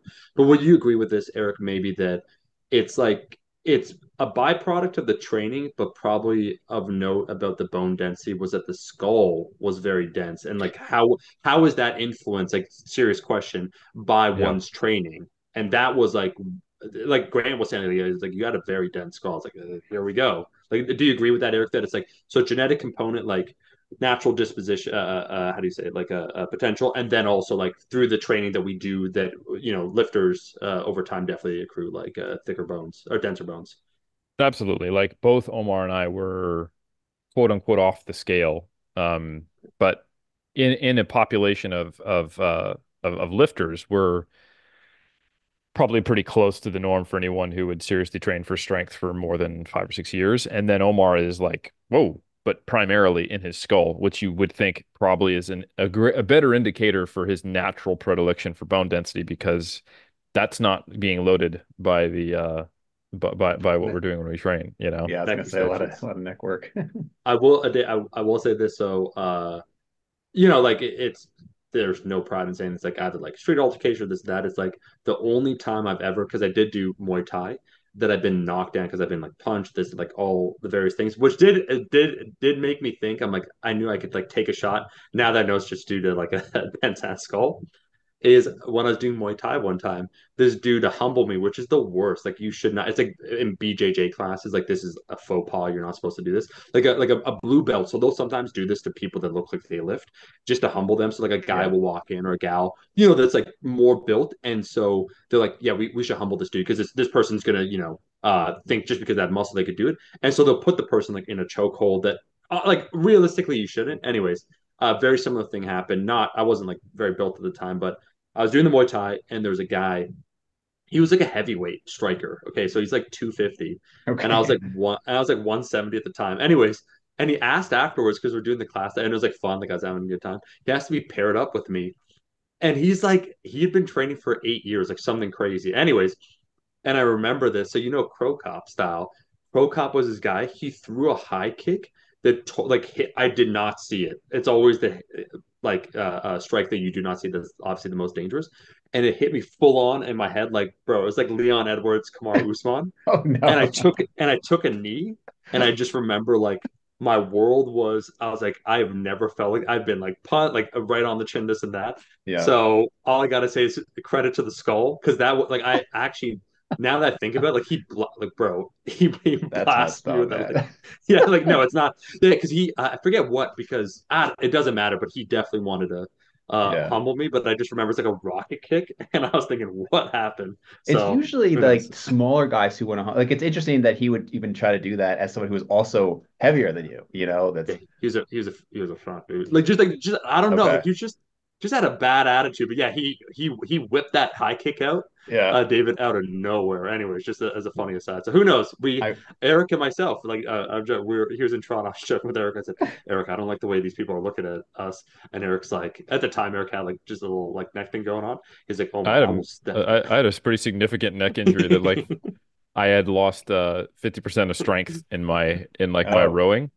Like I wow. had a bulge disc that was actually putting nerve pressure on it in 2018. It resolved itself, but I was at the point where I was one referral away from potentially considering neck surgery. Wow. Yeah. Um, so, but he was like, we were at a Toronto bar, and this guy was giving Omar the eye, and he was like, I don't like that the way this guy's looking. We're gonna have to fight these guys. And I said, Omar, I got your back, but Got there's you. a 50% chance that if I take one shot, I'll be paralyzed for life. Yeah. And that will end the fight. Like if I'm just on the ground, like like we'll be good. So I got you either way, whether I'm a successful fighter So or I get crippled immediately. So I right, right, went right. to one Brazilian Jiu-Jitsu class with Mike Israetel when he was still in Philly. And it was just, yeah, I'd obviously never done it before. And I was mostly just kind of watching, but there was a purple belt there and they were all chill. But 'cause the guy was maybe mid 40s, obviously a purple belt, pretty experienced. And I just said, like, I'm kind of just curious to just like go at it. Like, because they were saying you can't do any rolling until it's been like three classes. I was like, can we just try it? And obviously, humbling experience. I kind of felt like I held back a little bit because, and this is such a dumb way to think, like as if you're going to do anything to a purple belt. But in my mind, I was like, I'm a lot bigger than this guy. Like maybe I should hold back, which I'm sure I did not need to hold back. But it's just consistently, jujitsu is a humbling experience from what people talk about. Oh yeah, yeah. We're waiting for our jiu-jitsu arc. Don't worry. That's going to be the Yeah. next. But it came and went, and then it came again. We're going to catch the next wave. Yeah, yeah. So I just had one or two other topics. If you guys have the time, you guys are good for a 4-hour podcast, right? You mentioned. Just did one. I got another 10 minutes. Okay. Yeah, no, that should be good. So, one was just about more just like broad spectrum in terms of how you guys think, because I remember Omar, this again years ago, you talked about asceticism and for people who are listening, not aestheticism, but it's just the mindset of it. And I haven't maybe heard you as specifically talk about it, Eric, but I know that you guys feel similar. I believe from a philosophy standpoint, you guys feel similarly. Is that something that came about just like your own natural interest? I've talked to other people who knew you, Omar, who said like you seem to be well read, and maybe like a deeper thinker. Was that at all related to like a fitness thing, or you had just tied that in there? No, it wasn't related to fitness. It was like I think the things that you do, they tend to be congruent over time the way you think. And so for me to be attached to something like lifting and get a deeper meaning from it, my conviction has to be there. And so there's many like, like a squat is just a tool, right? Like what are we using it for? What's its intended purpose? And I think that's why like I joke about the whole bulk that when I'm really bulking and gaining all the weight, and we just spoke about asceticism, and like it does feel gluttonous. And you think about people don't have this opportunity, this luxury of having a high food availability at any time, and we're eating, like these super high quality foods. So like the protein, the this, the that, and we have access to all these things. And I'm like, and the question, like Joe, like that is always in the back of my head. It's like, why? Not like a why, like why even get big? It's like I think it's cool to lift, like I like lifting, but just the idea, like, wow, this is like this is pretty selfish. You know what I mean? Like you're in the grocery store and you have like let's say whatever, like your 4 dozen like eggs, and like there's like a family that's trying to like budget whatever, like just the food for their children, and you're just like, you're looking at like steak. Oh no, I've had steak too many times today. Like it's just, so there's an Yeah. incongruity with like the way that you want to operate as a human and some of those things. So I think just the the less friction you have in your life, like the more once again congruent you feel, like from an ideological level. I think it's just a lot easier for me to operate, and that's when I feel most comfortable, when I feel most productive, and all those sorts of things. And I don't know if Eric wants to kick it because you said about Eric actually has spoken about it this himself. So I don't know if Eric wants to answer. Yeah, I think was it me who coined the aestheticism over aesthetics? I can't remember. I think that was early on in Iron Culture, wasn't it? You said yeah, like we had similar thoughts, but you spoke about like, and you said something like that. Yeah. Yeah, I don't remember, but yeah, no, like not to say like because obviously you've had a philosophy behind what you're doing for the whole time, and so have I. I think for me it really just comes down to the reason I started lifting differed from maybe the many reasons that most people start bodybuilding. I think like the typical trope for the typical male is, oh, I started lifting because I want to impress girls, and I found I just impressed all these guys. Ha ha ha ha ha.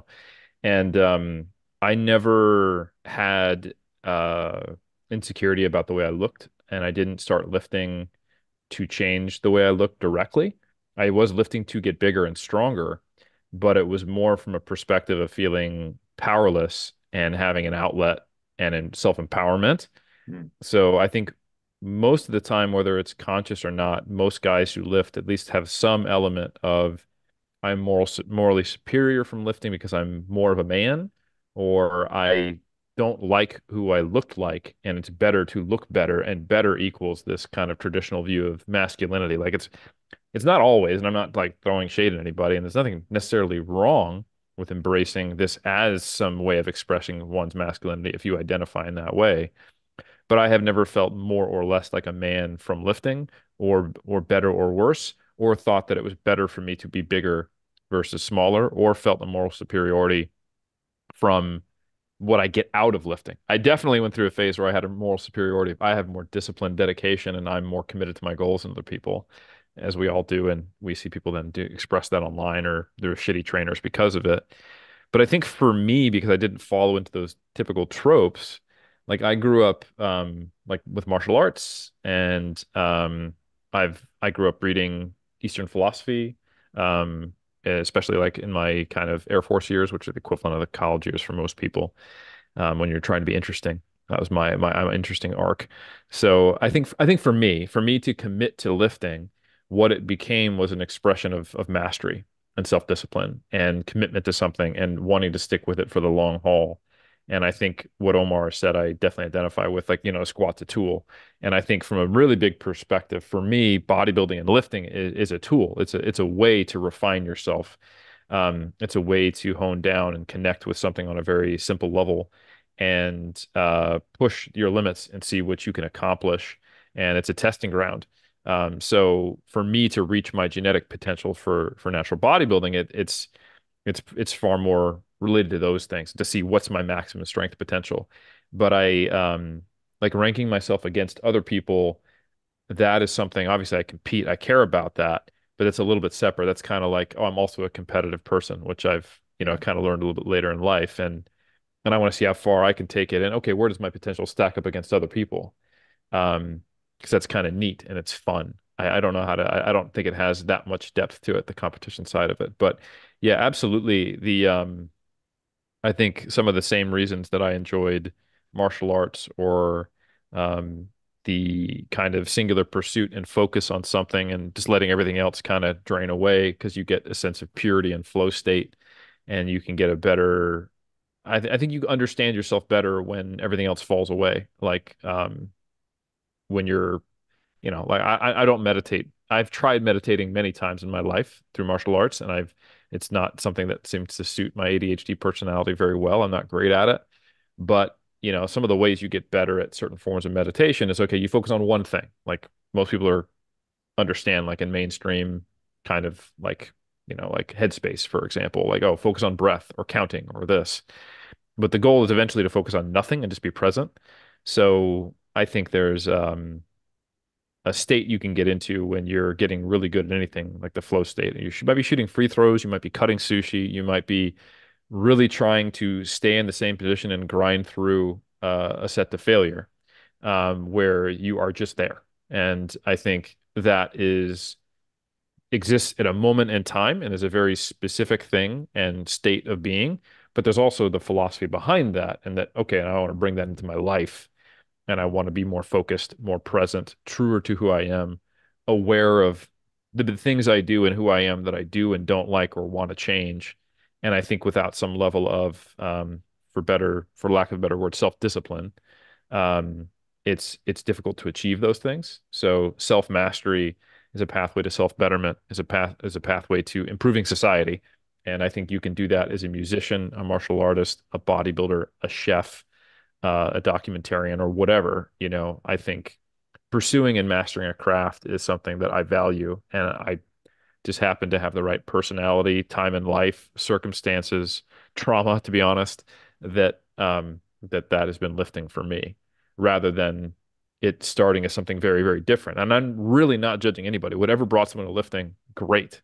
You know, um, I think it didn't really ever change from that. So I've had a relatively similar relationship with lifting, that's just I became better with and more aware of, rather than me going, oh, I'm lifting to get chicks. And that didn't really work out, but I found I really liked lifting. Like, I've never identified with that. So for Yeah. me, I've kind of always just gotten deeper and deeper into the philosophy, which has led to me learning the history of it and getting involved in the methodology of science behind it and all that. So I think if people understand that, they might understand why I'm so nerdy about it. Yeah, yeah, no, sure, man. That's awesome. And that what you just said about tying with the history and all of that ties into the last thing I was going to ask you about, which is basically just iron culture. I mean, I know you guys talked about how you got into it, but I haven't followed actually the fitness industry in general as much recently. Just a lot of stuff been going on, but I know Omar, there was the announcement with like the History Channel, which was obviously a huge thing. So just going forward, what does iron culture look like for you guys? Well, Eric, we brought on, so now it's the triumvirate, because we decided we want more science. So greatest free agent acquisition potentially in sports history. We now have Eric Trexler because I said, Eric, do you know anyone else like you? You said, I know another Eric. Different personality, but like a similar pursuit, natural bodybuilder, so on and so forth. So that honestly has been, in my personal opinion, I'll let Eric speak, an exciting addition just because Helms has done such a good job of bringing a lot of his like colleagues from academia and so on and so forth have these fruitful conversations. But sometimes when you want to have some of these conversations, you want like a dance partner to have it, or someone like where they've not only read the research, like they know it intimately, so they could bring something up and it could spark like once again this conversation. And so, it's history, science, culture, and we have like the guest host, like Joe, like Connor Heffernan, Dr. Connor Heffernan on. That's always fantastic. So I think to me, it feels like the mission statement of Iron Culture we're fulfilling in the sense that every single facet we've been able to dive deep and being the hipsters that we are, like David, like the Indiana Stones, Yep. the lifting of the stones, where he's now, I predict David as an Dean. example. Let's say again, yeah, that he will his story or the Irish lifting stone history will get more and more notoriety. It's been very cool to participate in the culture, either like the athletes, so powerlifting, bodybuilding, talking with the history with Connor, or the things that are pertinent to the audience. So like new research coming out, or like we bring on some of the emerging names like a Mile Wolf to talk about length and partials, or like a pack to talk about the minimum effective dose stuff, or like whatever the case might be. So I think we've gotten comfortable in terms of the flow of what we want to cover, what our scope is, the way we want to pursue it too. To your point, David, about like, do you scale something up? How do you do this? Or like, which way do you want to go? And like, there's a pathway for everything, to become more popular in quotations. Would it mean losing a bit of what you want to do potentially? Like, I'll give you an example. One of the so Barbell Films, right? Barbell Films. There was an excellent so I watched his documentary. He did an amazing job that episode, and this is no shade about that episode, but that episode was never going to get a lot of views. Well, if we're just a view focused podcast, then that is one of the things that gets once again excised from our choice. Nope, like we're not going to do that. We're going to pursue again, like, hey Eric, we're going to talk about protein again, like how much protein, and so you do all these calculations behind the scenes. So it's a blend of those two things. But what's comfortable, I'd say, David, is we've never had to make any compromises. We actually have taken zero sponsors, despite like we do get like I get the emails and stuff, and like a lot of them honestly are lame anyways. But we've been able to do it our way. We've gotten over 20,000 subscribers just from the podcast, and we've gotten over 4 years, like now basically like 5 years. We have gotten. I need to take a look at it, but if it's a million and a Five half million views, downloads. yeah, at least, yeah, yeah, very Very good. So nice. very good between that and a YouTube. So yeah, I'll let Eric answer, but it's been great. Yeah, it's actually a really great connection back to our original conversation around content creation and why Omar hasn't fallen off. Um, like we started Iron Culture with a very clear identified problem. The fitness industry and even the strength community is heavily siloed, um, doesn't share information well, has lost its history, has a recency bias, and is heavily influenced by social media and forgets its own history. The history isn't always pretty, or even necessarily something that we want to carry forward, but you really are doomed to repeat the mistakes of the past, and you can lose things that are quite rich. And there is, missed opportunities for education and elevation of knowledge when you don't cross-talk with other people doing really similar things to you in the lifting community that used to be unified, right? And the disconnection between what physical culture is and what lifting is now, heavily influenced by like commercialism and not having the connection to like form follows function, and this should be a holistic pursuit that betters you as a person. Like I think there's negatives from that. So we identified that and we went, all right, so how do we unite these things? It's like, well, we kind of have to talk about them separately because they are separate in modern times. So history, science, culture. Now, the thing where it connects to what we were talking about earlier is if we were like, all right, we want to grow this because it's important. Our mission statement now is to grow iron culture. Man, these hypertrophy episodes are crushing it. Let's just do mostly those. Yep. Now, all of a sudden, we're like easily to see subverting our mission statement. So, yeah, having David Keown on, like, Indiana Stones, who is like, it's going to be an incredibly important episode for people of Irish heritage who are interested in strength to watch it. But someone who's really interested in golden age bodybuilding may just not really get it. They're like, oh, I thought Iron Culture was going to be about Schwarzenegger. And but when we have the episode where we interview the journalist who's the son of the guy who directed Pumping Iron, like, oh, this is really cool. Yeah, But that's not going to be really interesting to the people who are interested in like the current top level IPF powerlifters. So sure. by definition, we've throttled the reach we can have. And I think given that, I think we've done a really good job. And for the people who, like, you can't know that you wouldn't like a more holistic look into the iron game until you know it exists. And that's one thing I'm actually very proud of us is that um, a lot more people have an awareness even of some of the things that they were completely unfamiliar with. One easy example is just like these whole natty or not crusades were basically completely ignorant of history. And I think now there's this whole other element to that conversation just from looking at pictures of people who were walking around before steroids. You know, that wasn't a thing in the peak point of the natty or not discussion. So I feel Yeah, like we've directly influenced the culture in what I would like to think is a positive way. Um, there's not many people talking about why you should lift for your whole life and pursue things and what is it like once you hit a plateau because everyone's all about progress and making the next PR or making something go up and um, I think that's ultimately the same reason why we see an increase in steroid use is if I can't find a way forward, I have to find a way forward because there's no point in doing this unless I'm seeing some type of progress that the community says counts. But there's all these other ways that I can benefit from lifting, which no one is talking about or very few people. yeah. So we're doing that. And it's really cool to have Trex on board. It's really cool to have this expanding and like, cinematic universe around us with the additional hosts and guests.